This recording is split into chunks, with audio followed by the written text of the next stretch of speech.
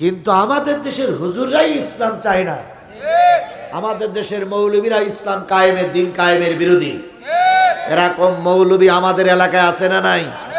আরে বাপ রে বাপ, বিগত 15.5 বছর একটাও গরম কথা বলতো না, মসজিদও বলতো না, ময়দানেও বলতো না।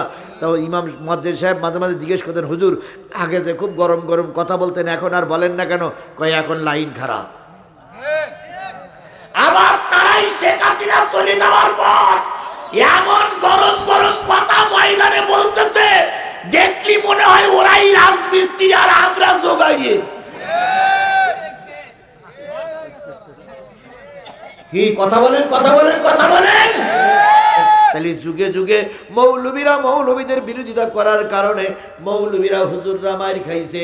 আজকেও যদি সাইদির বিরুদ্ধে কোন মৌলবী না দাঁড়াতো, খোদার কসম আল্লামা সাইদির ওরা মেরে দিতে পারত না।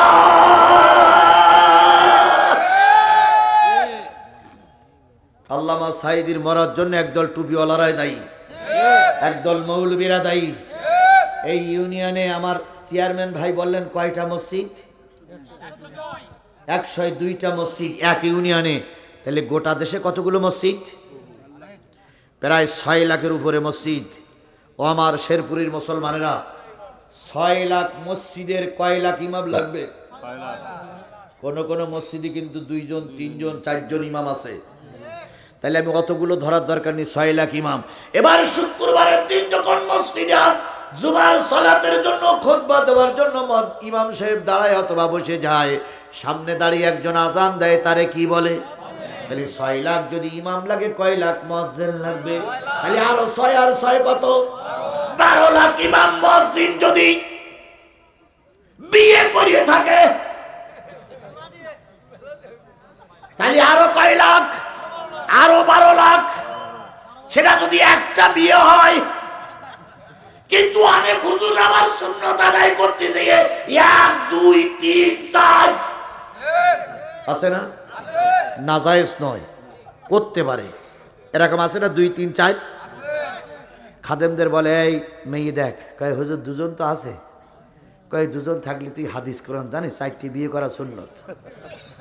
ও 4টে বিয়ে করা সুন্নত এইটা খোঁজে, কিন্তু আল্লাহর কোরআনের জন্য যে রক্ত দেওয়া সুন্নত এটাও খোঁজে না জীবনে। তাহলে 3 4 বিয়ে যদি হয়, তাহলে আরো 3 4 জন বেশি হলো। এবার আসুন, 4 জন 5 জনে যাবার দরকার নাই।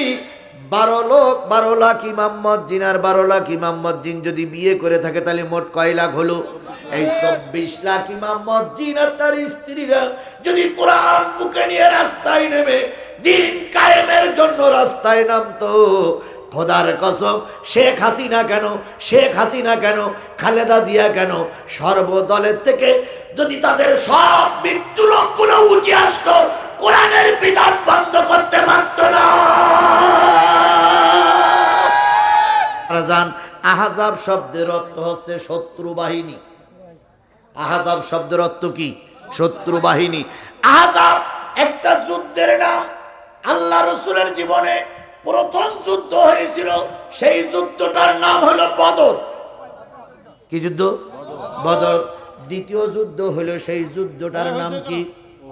উহুদ। তৃতীয় যুদ্ধের নাম হলো আহজাব। তৃতীয় যুদ্ধের নাম কি? আহজাব। এবার বলুন তো, বদরের যুদ্ধে মুসলমানদের সংখ্যা ছিল কত? 313। মুসলমানরা জিতে গেল না হেরে গেল? আরো জোরে বলেন, জিতে গেল না হেরে গেল? তাহলে বোঝা যায় সৈন্য দেখে যে তার হার হয় না। 313 জন ইমানের বলে বলিয়ান ছিল, তাই আল্লাহ পাক বিজয় দান করলেন। এবার বলুন তো, উহুদের যুদ্ধে মুসলমানদের সংখ্যা ছিল কত? 1300 লোক নিয়ে ঠিক যুদ্ধের আগের দিন কেটে পড়েছিল এক টুপিওয়ালা, এক পাগড়িওয়ালা। তারা কোরআনের যুদ্ধে যেতে দিতে চান নাই, নিজেরাও যান নাই। ওই যুদ্ধে আল্লাহ রাসূলের হেলমেট ভেঙে গেল, প্রথম বলেছি। তাই যদি হয়, যেই যুদ্ধে 1000 লোক নিয়ে যাবার কথা, গেল 700 লোক নিয়ে 300 লোক কেটে পড়ল। কেটে পড়ার কারণে আল্লাহ রাসূল মার খাইলেন।